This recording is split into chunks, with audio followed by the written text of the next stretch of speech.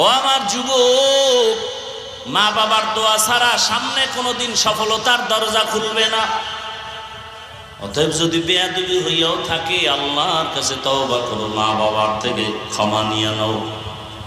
জীবনে তো মনের শখ মিটাইয়া গুনাহ কম করলা না। মনে আশা করছো নামাজ পড়বা না, পড়ো নাই। মনে তোমার শখ লেগেছে, তুমি গুনাহ করবা করেছো, মোবাইল চালাইছো, জীবনে গুনাহ কম করো নাই। আজকে থেকে তওবা করে নাও, আল্লাহর কাছে বলো, হে আল্লাহ আজকে থেকে গুনাহমুক্ত জীবন চাই। এখন বলবা এটা সম্ভব? আমি তো একই কথা বলি সব জায়গায়।